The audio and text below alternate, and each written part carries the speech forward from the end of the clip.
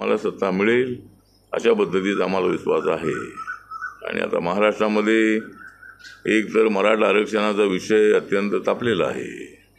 वास्तविक तो तापण्याची आवश्यकता नाही आहे, आता तो थंड व्हायला पाहिजे होता, कारण 10% आरक्षण मराठा समाजाला देण्याचा निर्णय झालेला आहे। माननीय मनोज जरांगे पाटील जे आहेत त्यांना मोठं झुकतं माप देण्याचा प्रयत्न सरकारने केलेला आहे। आणि आम्ही ज्यावेळेला आंदोलनं करत होतो, आम्ही कधी काही उलटसुलट बोललो की आमच्यावर केसेस करत होते, आम्हाला ताबडतोब जेलमध्ये टाकत होते। पण आता जरांगे पाटील हे एवढी भाषा वापरत आहेत की ते गृहमंत्र्याला अरेतुरे बोलत आहेत। त्यांच्याबद्दल मला आदर आहे। मी त्यांना जाऊन आरक्षणाच्या काळामध्ये त्यांच्या उपोषणाच्या काळामध्ये जाऊन भेटलो होतो। पण त्यांनी कुठंतरी थांबलं पाहिजे। आम्ही तर नामांतरासाठी 17 वर्ष थांबलो होतो। आमचं आंदोलन चालू होतं, शांततेनं चालू होतं, परंतु आता आंदोलनाची आवश्यकता नसतानाही पुन्हा ते सरकारला धमकी देत आहेत। हे झालंच पाहिजे, हे केलंच पाहिजे अशा पद्धतीनं, आणि सरकारने हे केलेलं आहे। त्यांचं ऐकून एक दिवसाचं अधिवेशन ठेवलं आणि मराठा समाजाला 10% आरक्षण देण्याचा निर्णय झालेला आहे। त्यामुळे मी ओबीसी मधूनच घेणार असं त्यांचं म्हणणं आहे। तर आता ओबीसीतून घेऊ किंवा कसंही घेऊ, तुम्हाला आरक्षण मिळालेलं आहे, तर तुम्ही काय काळ थांबलं पाहिजे। पण तसं न थांबता तुम्ही अशी भूमिका घेताय, बरोबर नाही आहे। आणि मी देवेंद्र फडणवीसचा माणूस आहे असं ते म्हणतायत, हो खरी आहे की मी देवेंद्र फडणवीस यांचा माणूस आहे। पण त्यांनी काही मला सांगितलं असं नाही आहे। त्यांनी मला काही कधी फोनही केला नाही की तुम्ही जरांगेच्याबद्दल असं बोला। मी त्यांच्या विरोधामध्ये कधी बोललेलो नाही आहे। त्यांच्याबद्दल मला आदर आहे। त्यांनी मराठा समाजाला खडबडून जागं घेण्याचं काम केलेलं आहे। एवढ्या वर्षामध्ये मराठा नेते झाले, पण कुठल्याही नेत्याला अशा पद्धतीनं समाज जागा करण्याचं जमलं नाही। पण त्याच्या अगोदर समाज जागा होता।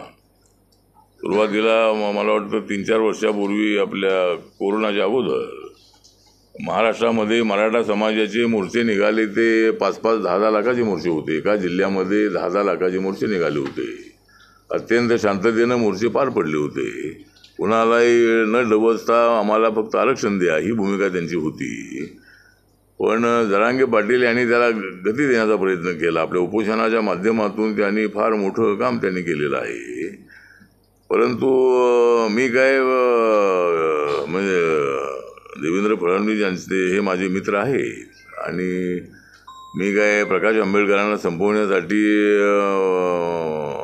माझा वापर केला जातो असं काय तर त्यांचं म्हणणं आहे। पण तसं काही अजिबात नाही आहे। पण जरांगे पाटील हे शरद पवारांचे आहेत असं म्हणणं आहे, आणि त्याला असले तरी काही हरकत नाही आहे। कुणाची तरी त्यांनी असायला पाहिजे, म्हणजे कुठल्या तरी पक्षाबरोबर त्यांनी असायला पाहिजे। ते पूर्वी राष्ट्रवादीसोबत असल्याचे पुरावे काही गवळी नावाच्या एका त्यांच्याच कार्यकर्त्यांनी दिलेले आहेत, आणि त्यामध्ये काही गैर अजिबात नाही आहे। मी पवारसाहेबांच्या बरोबर होतो, त्यामुळं तुम्ही त्या पवारसाहेबांच्या बरोबर असणं हे काय महाराष्ट्राच्या राजकारणामध्ये चुकीचं नाही आहे। तुम्ही त्यांच्यासोबत राहा, त्यांच्यासोबत राहायला हरकत नाही आहे। परंतु आंदोलन जे आहे ते थोडंसं थांबवलं पाहिजे असं आमचं म्हणणं आहे। आणि मराठा समाजाला आरक्षण मिळालंच पाहिजे ही मागणी सर्वात अगोदर मी केलेली आहे। आमच्या आरक्षणाला धक्का न लावता आम्हाला पण आरक्षण द्या। आणि आपले अण्णासाहेब पाटील ना अण्णासाहेब जावळे पाटील जे होते ते लातूरचे होते, आणि एकदा लातूरमध्ये त्यांची आणि माझी भेट झाली, आणि शालीनताई पाटील यांचं म्हणणं असं होतं की आरक्षण जे आहे ते आर्थिक निकषावर द्यायचं सगळंच आरक्षण।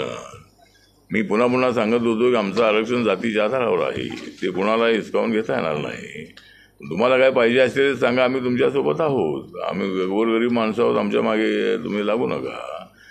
आणि मग मला अण्णासाहेब म्हणाले की मी शालीनताईंच्या सोबत होतो, मी त्यांना महाराष्ट्रभर सगळ्या ठिकाणी घेऊन गेलो, पण मला नंतर वाटलं की बाबा जे होणार नाही ते उगीच मागून उपयोग नाही, म्हणून मराठा समाजाला आरक्षण द्या, ते आर्थिक निकषावर सगळ्यांना द्या असा विषय हा फार लांबचा विषय आहे।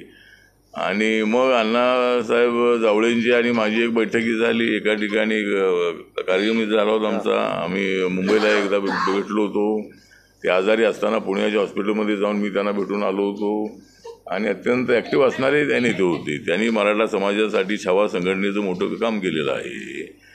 त्यामुळं मराठा समाजाच्या आरक्षणाचा विषय आता जसा सुटल्यासारखा आहे। आणि त्याचं क्रेडिट जे आहे ते मराठा समाजाला तर आहेच आहे, पण मराठा समाजाचं नेतृत्व म्हणून जरांगे पाटील यांना त्याचं मोठं श्रेय आहे. त्यांच्यामुळं हे मराठा समाजाच्या आरक्षणात एक दिवसात अधिवेशन झालं. त्यानंतर ते मुंबईकडे कूच करून आले आणि वाशीमध्ये मुख्यमंत्र्यांची भेट झाली. मुख्यमंत्री तिथं गेले आणि त्यांना त्या ठिकाणी उपोषण त्यांच्या मागण्या मान्य करून त्यांनी उपोषण सोडलं होतं.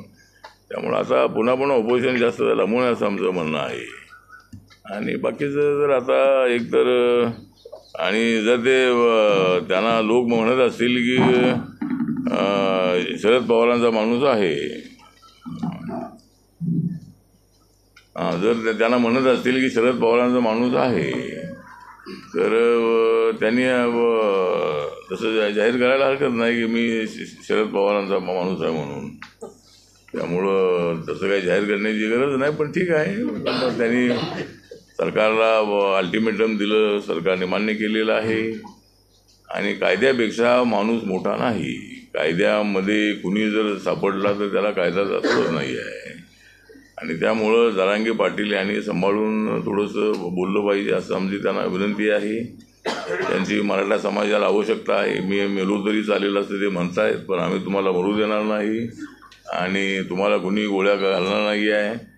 उलट तुम्ही जर गोळ्या घालल्या म्हणजे तुम्हीच गोळ्या घालाली काय अशी तुमची भाषा असते. त्यामुळं ठीक आहे, तर गोळ्या घालण्याचा विषय नाही आहे.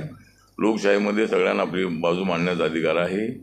तर त्यांनी आपलं आंदोलन थांबवावं अशी त्यांना आपली विनंती आहे.